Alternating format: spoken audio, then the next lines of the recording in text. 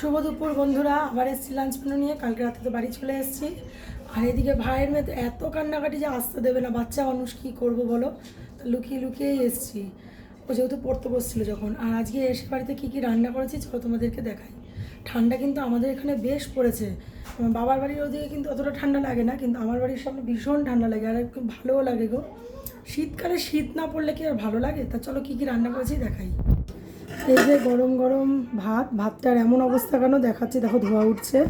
ভাতটার এই কারণে এরকম অবস্থা, পেঁপে আলু আর এই যে মূলো সিদ্ধ দিয়েছিলাম। কেন বলো তো, এই যে ধনেপাতা বাটা করেছি তাই জন্য।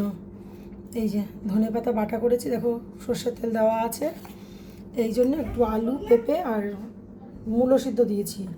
তার সঙ্গে বেগুন ভাজা করে নিয়েছি। এখানে পার্শে মাছ ভাজা আছে 4 পিস, আর নিচে একটা চোখ ঢালা মাছ ভাজা আছে আমার শাশুড়ি মায়ের জন্য। আচ্ছা, আর এখানে হচ্ছে তেলাপিয়া মাছের ঝাল আমার মেয়ের আর আমার জন্য। আমার মেয়েও ভালো খায়, আমিও খুব ভালো খাই। আমার কর্তামশাই কিন্তু খায় না, একদমই খায় না। আর এটা হচ্ছে পাবদা মাছের ঝাল, মানে তেল ঝাল বলতে তেল সর্ষে পাতুরি, একদম কাঁচা মাছ কিন্তু এটা একদম মেখে চোখে বসিয়ে দিয়েছি। আমি কিন্তু পাবদা মাছ আনলে ভাজি না, পার্শে মাছ, এটা কিন্তু পার্শে মাছ, সরি পাবদা মাছ না পার্শে মাছ। পার্শে মাছ আনলে কিন্তু আমি একদমই ভাজি না। দেখো কালারটা কিন্তু হেভি সুন্দর এসছে।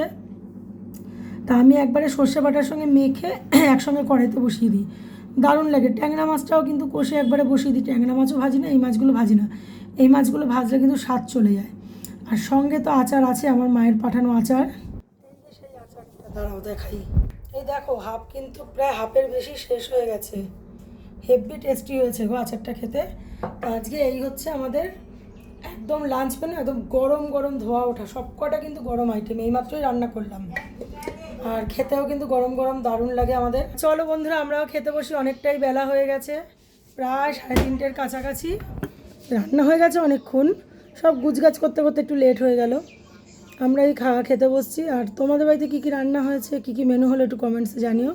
চলো টাটা, ভালো লাগলে একটু লাইক কমেন্ট শেয়ার করো, আর পাশে থেকো। আজকে কিন্তু তোমাদের জন্য আমি এত দূর আগাতে পেরেছি, সঙ্গে থেকো, পাশে থেকো।